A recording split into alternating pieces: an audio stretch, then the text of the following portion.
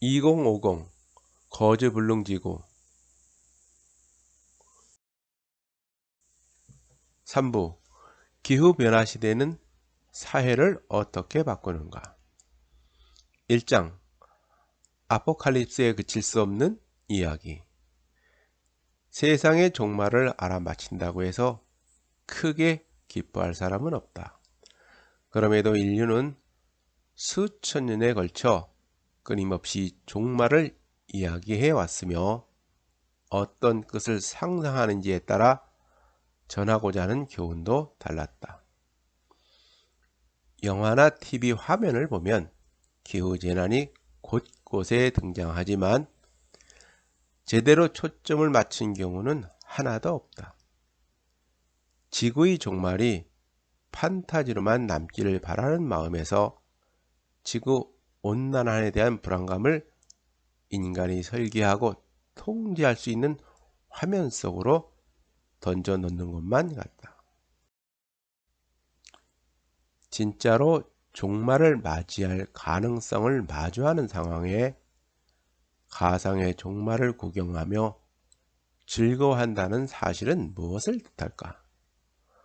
대중문화의 한 가지 역할은 겉으로는 문제의 주의를 이끄는 듯해도 늘 주의를 돌릴 만한 이야기를 제공하는 것이다. 기후변화가 연쇄적인 파장을 일으키는 오늘날 할리우드에서도 인간과 자연사의 변화하는 관계를 이해하기 위하여 애쓰고 있다. 기후변화가 닥치기 전에는 적어도 팔을 뻗으면 닿을 거리에서 자연을 이해하고 있다고 생각했는데 어느 정도는 우리 인간의 잘못으로 인해 자연이 다시 결코 이해할 수 없는 혼란스러운 존재처럼 여겨지고 있다. 기온이 불과 1도 올라간 오늘날 세상에서 산불, 폭염, 허리케인 소식은 이미 뉴스를 장식했으며 머지않아 우리의 이야기와 일상생활로까지 넘쳐 흐를 것이다. 그때가 되면 지금은 종말론에 물든 문화처럼 보이는 현상이 상대적으로 평범한 유행처럼 느껴질 것이다. 기온이 2도 혹은 3도 증가하면 어떤 일이 벌어질까? 기후변화가 일상과 세계를 정복하고 어둠을 드리움에 따라 논픽션 작품에도 그런 모습이 반영될 것이다. 그래서 적어도 일부 사람들에게는 기후변화만이 진정으로 심각한 문제로 받아들여질 것이다. 지금으로서는 지구온난화를 묘사하는 이야기를 읽더라도 그리고 거기서 공포감이 느껴진다 하더라도 아직 현실 도피적인 만족감을 얻을 수 있다. 하지만 더 이상 기후재난을 먼 미래의 일 혹은 먼 나라의 일인 척 할 수 없어진다면 우리의 상상은 기후변화에 대해서가 아니라 기후변화 안에서 이루어질 것이다. 누구 하나만 악당으로 몰아갈 수 없는 이야기. 기후변화 문제에서 도덕적 책임을 묻기란 매우 모호하다. 지구온난화는 몇몇 사람이 근시안적인 판단착오를 일으킨다고 벌어질 수 있는 무언가가 아니기 때문이다. 온난화는 이미 전 지구상에서 벌어지고 있으며 여기에는 직접적인 관리자 같은 사람이 존재하지 않는다. 핵전쟁에서는 이론적으로 열댓 명 정도의 장본인이 존재한다. 하지만 기후재난에서는 수십억 명이 존재하기 때문에 도덕적 책임이 전 지역의 여러 세대에 걸쳐 분산된다. 앞으로 기후변화가 최종 단계에 접어드는 것은 개발도상국의 산업화 흐름 때문이겠지만 상위 10%의 부자들이 탄소 배출량의 절반을 차지하는 지금으로서는 상당 부분의 책임이 부유한 사람들에게 있다. 이처럼 책임 분배가 소득이 불평등하게 분배된 양상과 밀접히 관련되기 때문에 좌파 진영에는 전반적인 시스템, 즉 산업 자본주의 시스템 자체의 책임을 물어야 한다고 지적하는 사람이 많다. 맞는 말이다. 하지만 시스템이 문제라고 말한다고 악당의 이름이 딱 떠오르지는 않는다. 가장 그럴듯한 악당은 석유 회사일 것이다. 하지만 전 세계 탄소 배출량에서 운송업과 공업이 차지하는 비중이 40% 미만이라는 사실을 고려한다면 더 이상 기업의 모든 책임을 부과하고 끝낼 문제가 아니다. 물론 화석연료 사용에 기업이 미치는 영향은 실제한다. 하지만 타성에 더져 단기적인 이익을 쫓고 기호를 포기하지 않으려는 전 세계 노동자 및 소비자의 태도 역시 무시할 수 없다. 이들 가운데는 다 알면서도 이기심을 부리는 사람부터 시작해 아예 무지한 사람은 물론 나태해 보일지언정 현실에 안주하는 본능에 충실할 뿐인 사람까지 책임 수준이 다양한 온갖 사람이 포함된다. 이를 이야기에 담아낼 수 있을까? 자연에 대한 감성적인 태도. 자연과 인간의 관계는 아주 오래전부터 단순한 논리 구조를 지닌 설화나 우화에 깔려있는 교훈적 기반을 포함해 우리가 자연에 관해 알고 있다고 생각했던 모든 것을 바꿔놓을 것이다. 기후변화는 자연과 인간 사이의 거리감을 무너뜨림으로써 교훈이 전달되는 논리 구조를 무너뜨릴 것이다. 기후변화가 전달하는 메시지 한 가지는 인간이 자연사 박물관 밖에서 관찰하는 존재가 아니라 장면 속을 살아가는 존재로서 동물들이 겪던 참상을 그대로 겪으리라는 점이다. 사실 온난화는 이미 인간의 삶에 크나큰 영향을 미치고 있기 때문에 기후변화의 늘어나는 공세를 확인하기 위해 굳이 멸종 위기에 놓인 동물이나 위험에 빠진 생태계 등 다른 곳으로 눈을 돌릴 필요가 없다. 우리는 우리 손으로 직접 폭풍을 일으켰고 지금도 매일 그러고 있지만 오히려 무기력한 태도를 학습함으로써 안도감을 얻으려고 한다. 인류세에 담긴 핵심적인 메시지. 인류가 하나의 지질학적 시대를 끝맺을 만큼 자연세계를 재설계했다는 사실, 바로 그 사실이 인류세에 담긴 핵심적인 교훈이다. 인류가 초래한 변화의 규모는 심지어 온갖 특혜를 누리며 변화의 시대를 직접 경험한 사람에게조차 놀라움을 자아낸다. 광활한 대지 가운데 22%는 불과 1992년에서 2015년 사이에 변화를 겪었다. 전 세계 포유류의 무게를 모두 합하면 그중 96%는 인간과 인간이 기르는 가축의 무게에 해당한다.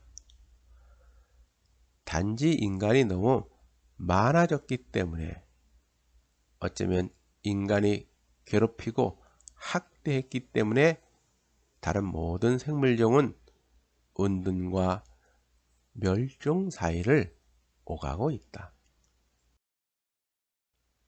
하지만 지구온난화는 그보다 매우 우려스러운 메시지를 전달한다. 바로 우리가 자연 환경을 전혀 극복하지 못했다는 사실이다. 인류는 정복을 끝마치지도 못했고 통제력을 확립하지도 못했다. 오히려 정반대였다.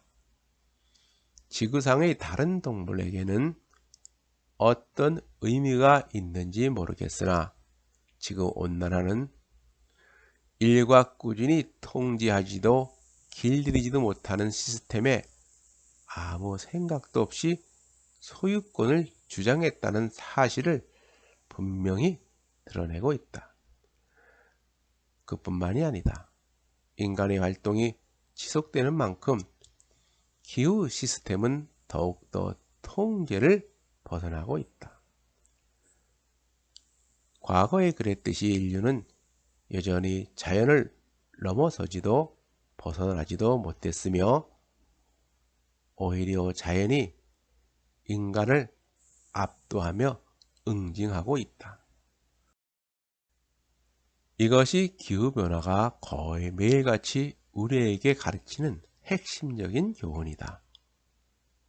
만약 지금과 같은 추세가 계속된다면 농업, 이주, 사업, 정신건강 등 인간이 지구상에서 하는 모든 활동이 새롭게 틀 잡힐 것이고 인간이 자연, 정치, 역사와 맺고 있는 관계가 뒤바뀔 것이며 근대성이라 불리는 지식체계 전체가 시험대에 오를 것이다.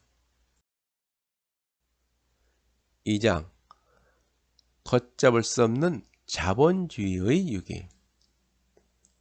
오늘날 기후변화가 인간이 편향적인 인식을 자극한다는 사실은 신기한 일도 우연한 일도 이상한 일도 아니다. 그저 기후변화가 얼마나 거대한 문제인지, 그리고 기후변화가 인간의 삶에 얼마나 지대한 영향을 미치는지를 드러낼 뿐이다. 미리 답하자면 사실상 모든 면에 영향을 미친다. 기후변화 시대를 맞이한 자본주의 제국. 서구 자본주의가 화석 연료 힘 덕분에 지배력을 갖게 되었다는 생각은 경제학자 사이에서 전혀 주류 의견이라고 할 수 없지만 그저 사회주의 좌파 진영만의 지론에 불과한 것도 아니다. 그런 생각은 케네스 포메란츠가 대분기에서 제시하는 핵심 주장이다. 대분기는 중국, 인도, 중동의 제국에 비하면 사실상 오래도록 변두리 지역에 불과했던 유럽이 어떻게 19세기부터 그처럼 독보적으로 돋보이게 되었는지에 관한 설명 중에서 가장 권위를 인정받아온 책이다. 왜 유럽인가? 라는 커다란 의문에 포메란츠는 사실상 한 단어로 요약할 수 있는 해답을 내놓는데 바로 석탄이다.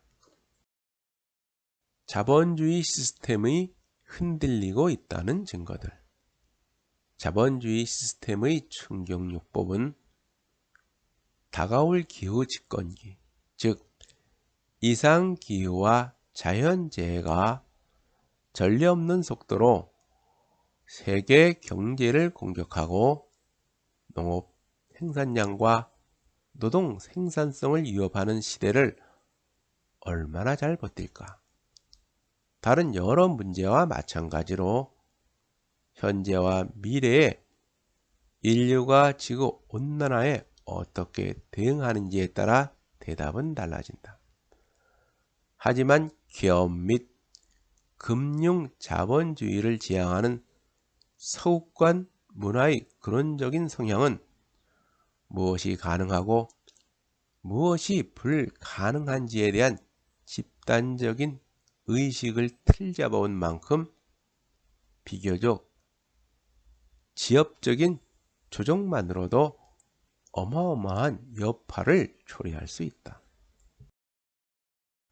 한 가지 가능성은 전반적인 이익이 감소함에 따라 힘을 가진 자들이 이익을 추구하려는 경향이 더욱 강해지고 자본의 지배가 더욱 고착화 되는 것이다.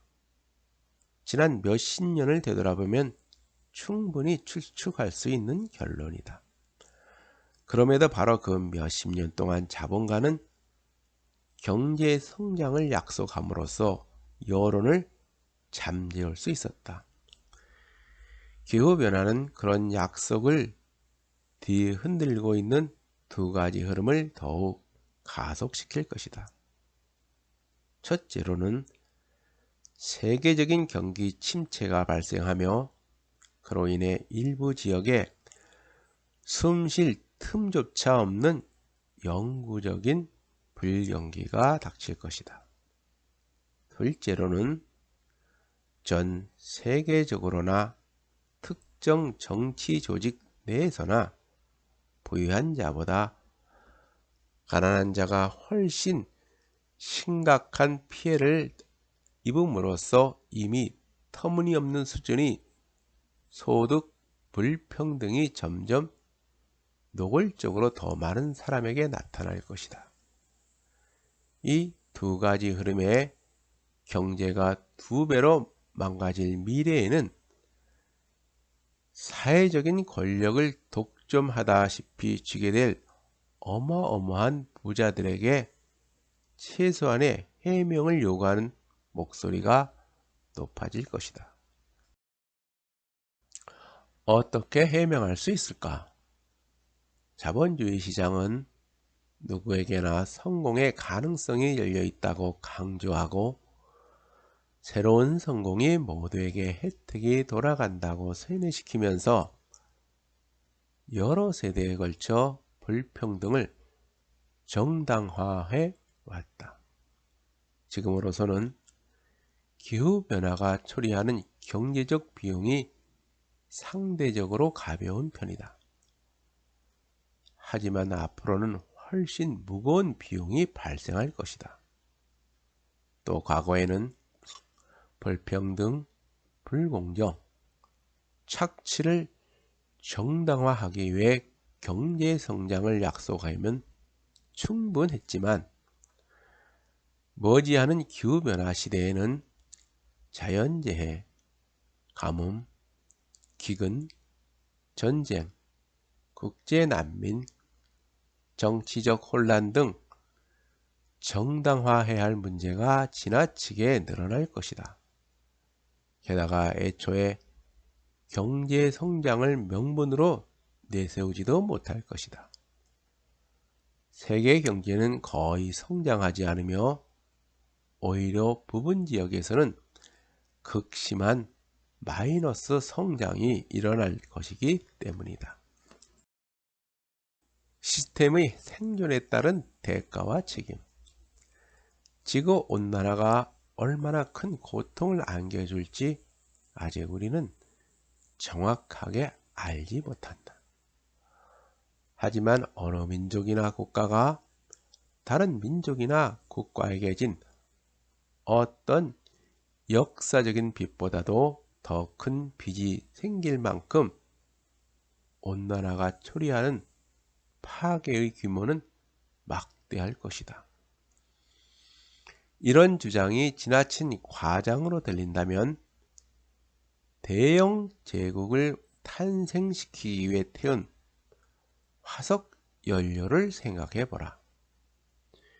거기서 나온 연기 때문에 오늘날 방글라데시의 늪지대는 머지않아 물에 잠기고 인도의 도시는 이번 세대만 지나가더라도 불에 구운 듯이 달아오를 것이다.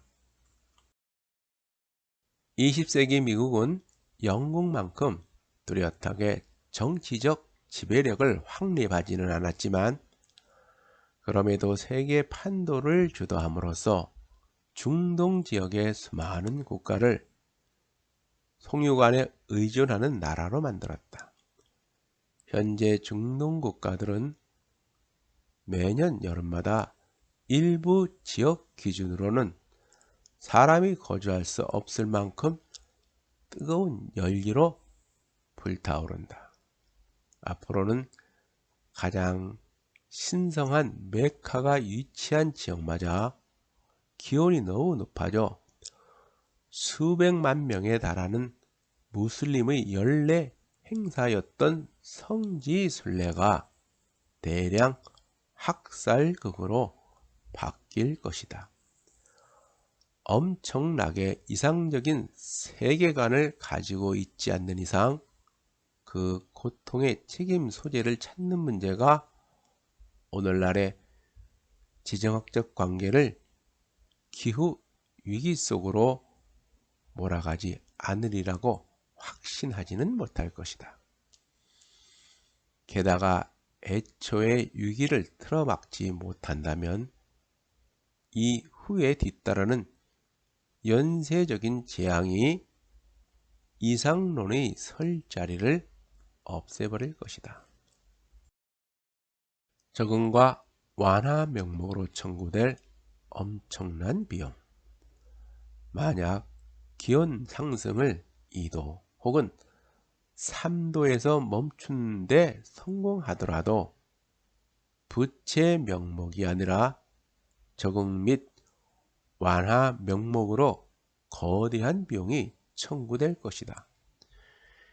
인류 모두가 거주할 만한 유일한 행성에 산업자본주의라는 시스템이 지난 100여 년에 걸쳐 입힌 손상을 복구하기 위해 급하게 시스템을 고안한다 하더라도 이를 구축하고 관리하는 데 비용이 든다는 뜻이다.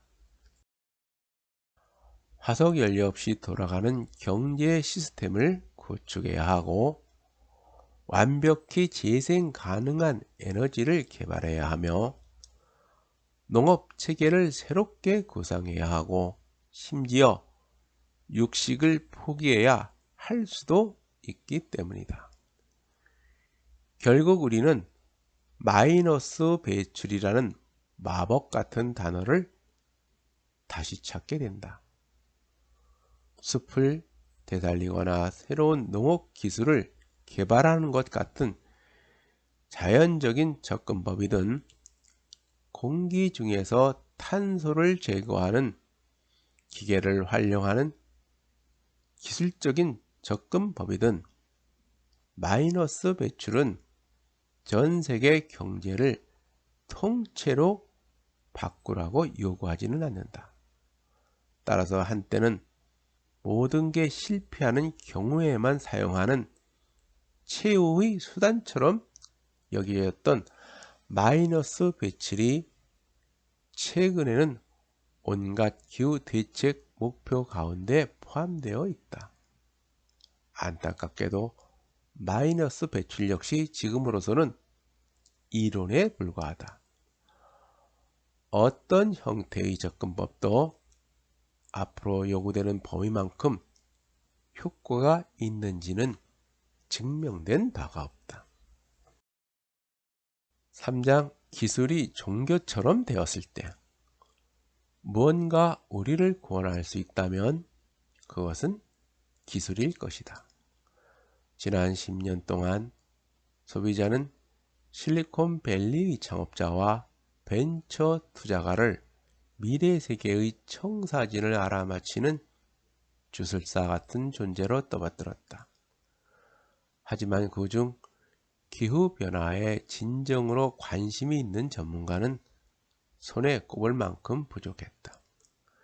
그들은 녹색 에너지에 인색한 돈을 기부할 뿐이었다. 오히려 많은 경우 급속한 기술 발전에 의해서 혹은 자가 발전하는 인공지능 기술의 도입에 의해서 해결책이 나올 수밖에 없기 때문에 기후변화는 이미 해결된 것이나 마찬가지라는 관점을 표출하기도 했다. 이런 세계관을 묘사하는 한 가지 표현은 근거 없는 맹신일 것이다. 물론 실리콘밸리에는 인공지능을 근거 없는 두려움으로 대하는 사람도 많다. 혹은 세계의 미래학자들이 기술을 모든 문제와 해결책이 담겨있는 최상의 구조로 받아들이기 시작했다고 표현할 수 있다. 그 관점에 따르면 기술을 위협하는 존재는 오직 기술에서 나올 수밖에 없다.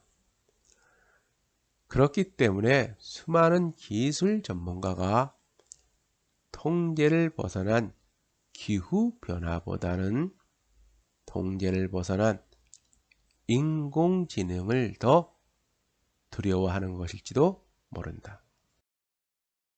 급속한 기술의 발전이 인류 진화의 줄기에서 아예 떨어져 나왔다고 생각할 수밖에 없을 만큼 우리를 오늘날 인류로부터 완전히 분리된 새로운 존재로 거듭나게 할 수 있는가에 집중한다.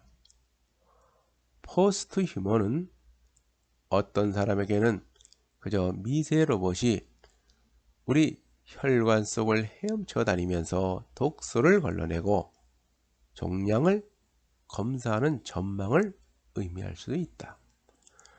또 어떤 사람에게는 인간의 생명을 유형의 현실 세계에 추출해 컴퓨터 속으로 온전히 이식하는 전망을 의미할 수도 있다. 여기에서도 인류세의 흔적이 드러난다. 하지만 이런 전망 속에서 인간은 환경이 파괴되고 그 속을 살아가야 하는 짐을 짊어지지는 않는다. 그 대신 엄청난 속도의 기술적 탈출에 성공할 뿐이다. 수천 명, 어쩌면 수십만 명에 달하는 과학자들이 이상기후 사태와 새로운 연구 결과로 대중의 주의를 이끌기 위해 매일같이 소리를 지르고 있다. 그럼에도 우리는 다른 행성으로 인류를 이주시키겠다는 계획이나 인류를 대부분이 생물학적 환경적 필요로부터 해방시키겠다는 전망을 세울 뿐이다. 멸종위기를 앞둔 인류에게 기후변화의 종교적 의미를 제시함으로써 유한이나 목적을 가져다 줄 생각이나 노력은 전혀 하고 있지 않다. 이런 사실은 우리가 기술에 얼마나 맹목적으로 의지하는가를 보여준다. 세상의 고통으로부터 벗어나게 해주겠다는 약속. 인간의 몸을 벗어나고 세계를 초월한다는 생각 자체도 종교적인 환타지다. 세계를 벗어난다는 생각은 기후변화에 대한 두려움에서 나타나는 전략적인 반응일 수 있다. 기술 옹호자들이 자세히 묘사했듯이 지금 우리가 살고 있는 세계가 무너질 가능성에 대비해 예비 세계를 확보하겠다는 것이다. 하지만 전혀 이성적인 해결책이 아니다.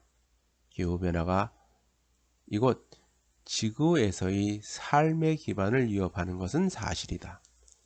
그럼에도 화성의 바짝 마른 붉은 토양 위에서 무언가를 시도하는 것보다는 차라리 지구의 황폐한 환경 위에서 살아가는 것이 훨씬 더 생존 가능성이 높다. 화성의 적도에서는 여름에도 밤 기온이 영하 73도까지 떨어진다. 화성의 표면에는 물도 없고 식물도 없다. 충분한 자금을 지원받는다면 혹시 화성이나 다른 행성의 한정된 범위로 작은 마을 정도는 세울 수 있을지도 모른다. 하지만 지구에서 드는 비용에 비해 금액이 훨씬 많이 들기 때문에 규모가 극도로 제한된다. 기술이 집단으로서의 인류를 수고스러운 노동과 물질적 궁핍으로부터 해방시키리라는 기대는 오랜 염원이었다. 급속한 기술의 발전이 일상의 거의 모든 측면을 바꾸어 놓았지만 경제적 복지 수준을 어떠한 관습적인 기준을 들이대봐도 실질적인 개선이 거의 혹은 전혀 나타나지 않았다. 오늘날 정치적 불만이 늘어난 이유 중 하나이기도 하다. 세상이 거의 완전히 뒤바뀌었음에도 넷플릭스, 아마존, 인스타그램, 구글 지도를 보며 즐거워하는 일 외에는 자신이 예전 그 자리에 거의 그대로 서 있다고 인식하는 것이다. 문제 해결에 요구되는 기술 혁신의 규모. 우리는 기후변화가 느리게 나아간다고 생각하지만 불안할 만큼 빠르게 나아간다. 기후변화를 막아줄 혁신이 빠르게 다가온다고 생각하지만 믿기 힘들 만큼 느리게 다가온다. 우리가 얼마나 급한 상황인가를 고려한다면 특히 더 느려 보인다. 빌 맥키버는 천천히 거둔 성공은 실패나 다름없다며 이렇게 말한다. 우리가 세계적인 규모로 재빨리 행동하지 않으면 문제는 말 그대로 해결불능 상태가 된다. 우리가 2075년에 내리는 결정은 아무 의미가 없다. 많은 경우 혁신 자체는 쉬운 부분이다. 소설가 윌리엄 깁슨도 이렇게 말한다. 미래는 와 있다. 단지 고르게 퍼져 있지 않을 뿐이다. 기술이라는 종교가 가르치는 핵심 교리. 기술이란 종교가 가르치는 핵심 교리는 때로는 교묘하게, 때로는 대놓고 휴대폰 화면 밖의 세계가 하필 기후재난에 영향을 받지 않는 화면 속의 세계보다 덜 현실적이고 덜 긴급하며 덜 중요하다고 생각하게 만드는 것이다. 하지만 안드레아스 말름은 이렇게 질문한다. 6도 더 뜨거운 행성에서는 얼마나 많은 사람이 증강현실 게임을 즐기려 할까? 추측컨대 당신은 이미 변화를 일상에서 느낄 수 있을 것이다. 상상도 하고 싶지 않지만 앞으로 한 세대 뒤에는 기술 중독이 심지어 환경에 적응한 현상으로 여길지 모른다. 5장 역사가 진보한다는 믿음의 붕괴. 현대 서구 사회의 가장 굳건한 신념 중 하나는 역사가 한 방향을 향해 나아가는 이야기라는 믿음이다. 대량 학살과 강제 수용소, 기근과 전염병, 세계적인 규모의 자연재해 등이 수천만 명 단위의 사망자를 초래함으로써 여러 세기에 거쳐 반론을 제기했는데도 그런 믿음은 대개 살짝 수정되기만 했을 뿐 끝까지 살아남았다. 우리는 인류 역사에 나타난 문제를 목격하더라도 어차피 역사가 옳은 방향으로 나아가고 있으며 진보의 힘이 역사의 오른편에 서 있기 때문에 크게 동요할 필요가 없다고 생각한다. 그렇다면 기후변화는 어느 편에 서 있을까? 자신의 편에, 자기의 흐름이 편에 서 있을 것이다. 지구온난화가 세상에서 더 풍부하게 만드는 것 혹은 더 널리 퍼뜨리는 것 중에 좋은 것은 하나도 없다. 반대로 나쁜 것은 일일이 열거할 수 없을 만큼 많다. 기후위기가 막 시작된 오늘날에도 우리는 이미 완전히 새로운 종류의 해이론에 깊게 자리 잡았음을 확인할 수 있다. 역사가 거꾸로 나아갈 수 있다는 사실은 인류가 문명을 건설하고 발전시킨 역사가 실제로 거꾸로 나아가고 있었다는 사실을 인식하기 시작했다. 기후변화가 초래하는 공포가 쌓여갈수록 역사가 진보한다는 관점에 대한 반발도 틀림없이 만개할 것이다. 새로운 부류의 회의론자들이 제시하는 반론이 신석기 혁명 이후의 역사에 근거를 두고 있는 것도 아니다. 오히려 문명에 대한 반론은 농업에 대한 반론을 제시함으로써 직접적으로 뒷받침할 수 있다. 농업이 야기한 정착 생활 때문에 사람들이 비교적 밀집된 정착지가 형성되기는 했지만 이후 수천 년 동안 인구는 크게 늘어나지 않았다. 농사 덕분에 올라간 성장 잠재력이 새로운 차원의 질병과 전쟁으로 상쇄됐기 때문이다. 이런 고통의 시기는 인류가 풍요의 시대를 맞이하기까지 잠깐 거쳐가는 수준이 아니라 굉장히 오랜 시간 지속됐다. 사실 오늘날까지 지속되고 있다.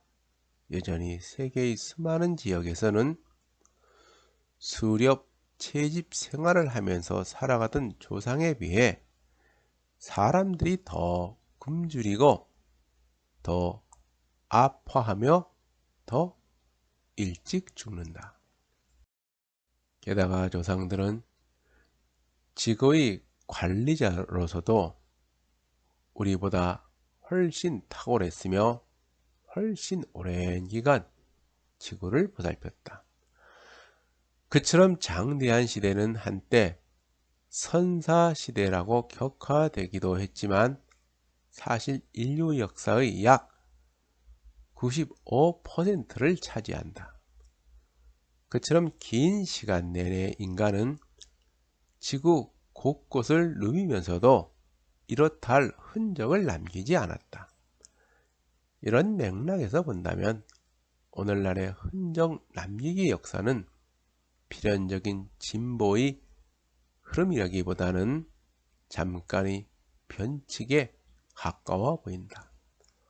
더 나아가 현대인으로 하여금 물질적인 진보의 속도를 확신하게 했던 산업화와 경제 성장의 역사는 잠깐을 넘어 찰나에 가깝다. 그 찰나 사이에 우리는 끝이 보이지 않는 기후재난의 시대에 다다른 것이다. 유발 하라리는 한 에세이에서 이렇게 말한다. 지난 몇십 년 동안 우리 세계를 지배해온 이야기는 자유주의 이야기다. 자유주의 이야기는 단순하고 매력적이지만 이제 무너지고 있는 중이다. 그리고 아직 우리는 그 빈자리를 채울 만한 새로운 이야기를 찾지 못했다. 진보라는 가면을 벗겨낸 역사의 민낯.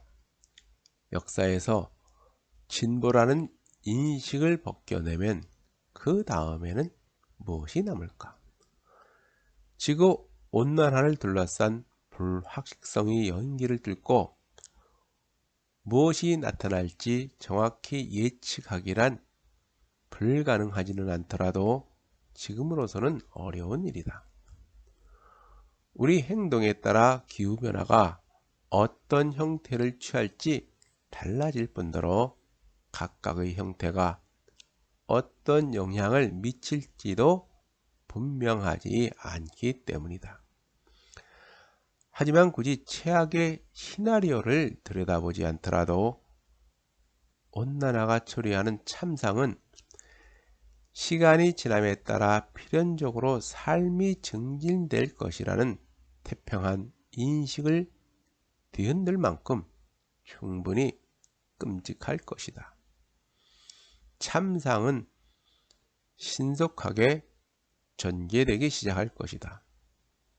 도시가 물에 잠기면서 해안선이 안쪽으로 밀려들고 불안정한 사회에서 수백만 명의 난민이 쏟아져 나와 이미 자원 고갈 문제를 겪는 주변 사회로 넘어갈 것이다. 지난 몇백 년 동안 수많은 서양 사람이 진보와 번영을 나타낸다고 생각했던 요소가 사실 거대한 기후재난의 전조에 불과했다는 사실이 드러날 것이다.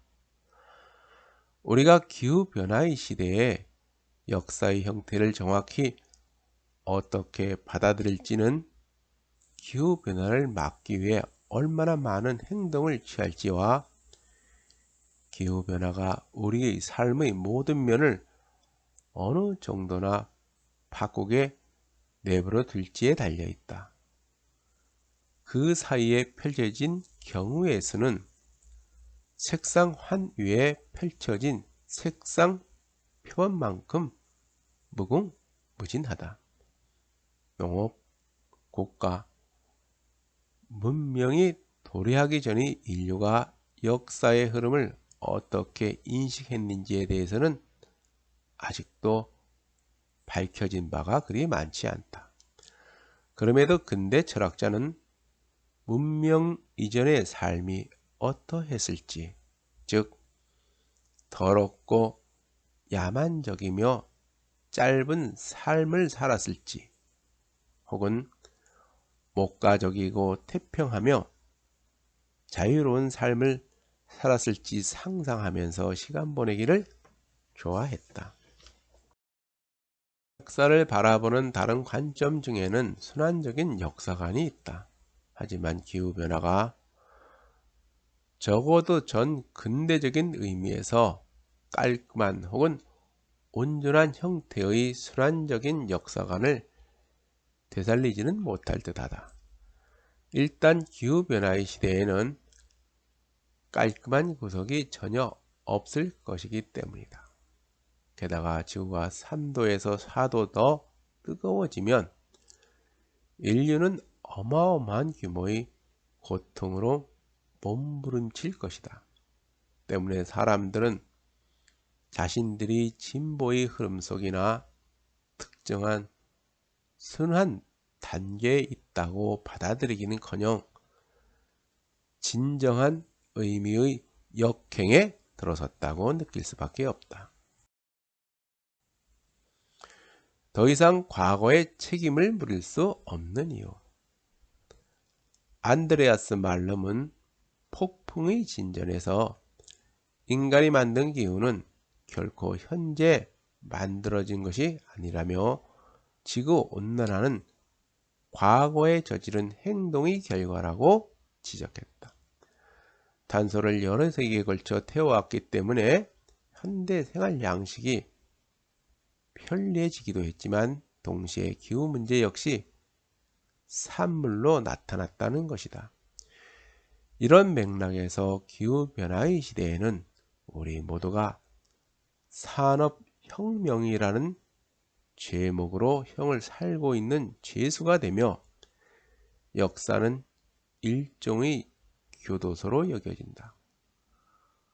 과거에 저지른 행동의 결과의 진보가 갇힌 셈이다. 하지만 기후 문제가 어느 정도 과거에서 비롯된 것이 사실이라 하더라도 대부분은 가까운 과거에 만들어졌다. 또한 기후변화가 우리 손주들이 살 세상을 얼마나 바꿔놓을지는 오늘날 결정되고 있으며 앞으로도 몇십 년에 걸쳐서도 결정될 것이다. 혼란스럽게도 기후변화는 우리를 미지의 세계로 순식간에 보내버릴 것이다. 아무런 억제가 없다면 너무 빠르게 너무 먼 미래로 보내서 지금으로서는 그 규모를 상상하기도 어려울 수 있다. 지구 생태계가 기후변화로 인한 편천과 혼란을 얼마나 오래 겪을지는 앞으로 우리가 얼마나 더 큰 기후변화를 만들어낼지에 달렸다. 어쩌면 기후변화를 얼마나 되돌릴 수 있을지에 달려 있을 수도 있다. 하지만 빙산과 빙하를 완전히 녹이고 해수면을 수백 미터 높일 만한 수준의 지구 온난화는 수십, 수백, 수천 년이 아니라 수백만 년 이상 지속될 근본적인 변화를 계시할 것이다. 그런 기간을 옆에 놓고 본다면 인류 문명의 수명은 사실상 머릿속에 떠오르지도 않을 것이다. 반면 훨씬 장대한 기후변화의 시간은 영원처럼 느껴질 것이다. 6장 절망 끝의 허무주의. 기후학자인 가이 맥퍼스는 세상의 끝을 아는 사람으로서 무슨 일을 해야 하는지 가르치는 워크숍을 개최했다. 워크숍의 핵심 교훈은 인류의 멸망이 임박했다는 사실을 이해하는 데서 이끌어내는 삶의 의미가 자신의 죽음이 임박했다는 사실을 이해하는 데서 삶의 의미와 동일해야 한다. 즉, 연민을 느끼고 경의를 느끼며 무엇보다 사랑을 느껴야 한다. 세 가지 가치를 중심으로 윤리관을 세워야 하는 경우 연민, 경의, 사랑 정도면 분명 최악은 아니다. 우리는 기후라는 것이 원래 이렇다고 납득하거나 현실적으로 예산을 고려해야 한다는 논리를 펼치거나 받아 마땅한 결과라며 기괴한 안락함을 느끼거나 공감할 수 있는 영역을 점쳐 줄여나가거나 아니면 그냥 현실을 보고도 모른 채 함으로써 새로운 종류의 무감정 상태를 만들어낼지도 모른다. 지구가 1도 뜨거워진 오늘날의 벼랑 끝에 서서 미래를 내다보면 2도 뜨거워진 지구는 악몽 같아 보인다. 3도, 4도, 5도 뜨거워진 미래는 더욱더 그로테스크해 보일 것이다. 절망 속에서 집단 붕괴를 일으키지 않으면서 그런 미래를 헤쳐나가려면 아이러니하게도 우리가 기후변화를 가속화한 속도에 맞춰 기후재난을 평범한 일로 받아들이는 것이 한 가지 해답이 될지 모른다. 여러 세기 동안 인류가 수많은 고통에 대처한 것처럼 말이다. 그렇게 함으로써 우리는 끊임없이 당장 바로 앞에 놓인 미래에만 타협하면서 그 뒤에 이어질 미래를 이전보다 별일 아닌 것처럼 여길 수 있다. 그러다 보면 과거의 지금 상태를 내다보면서 윤리적으로 절대 받아들일 수 없다고 말했던 기억은 까맣게 잊어버린 채 오늘날 유쾌하게 살아갈 수 있을 것이다.